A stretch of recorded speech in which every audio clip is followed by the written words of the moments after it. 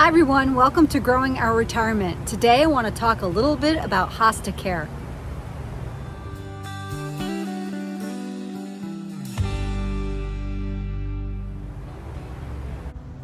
Today we're going to talk about hostas and pruning the flowers to give them longevity. Now hostas are amazing. They're so pretty. They come in all certain types of varieties and sizes and variegated and unvariegated. But when they begin to flower, which is awesome for pollinators, by the way, so let them go until they look shabby, you know, like this. If there's still a couple flowers on it, I'll leave them for the bees, but then it'll be time to cut them back.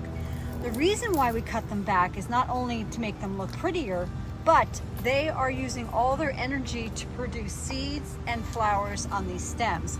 So if we prune back the stems, all the energy will go back into the hosta leaf.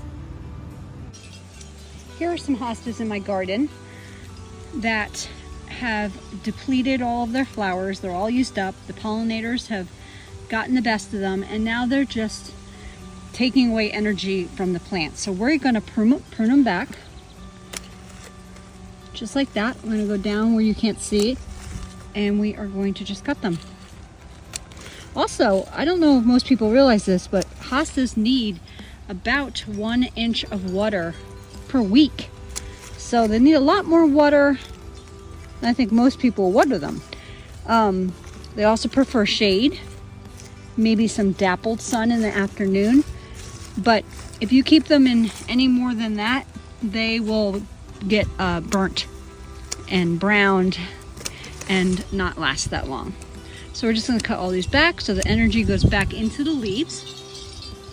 And also I highly recommend using a slow release fertilizer at this point so that you can give it a little more energy so that it can get through the rest of these really hot days during summer. Last year I had a terrible problem with a pest on my hosta. Just like this one particular plant seems to be having the same problem. It looks like a slug to me has come in and just helped himself to my hosta for lunch or dinner. But the rest of them look really good. And this whole section was just destroyed by them last year. So what I did, we are fortunate to have a wood burning stove. So getting ash is not a big deal for me. I have it in my fireplace all the time.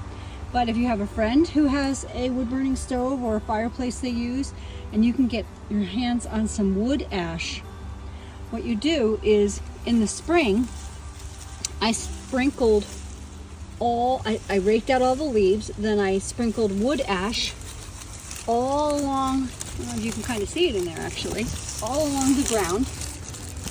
And then I covered it back up again with leaves.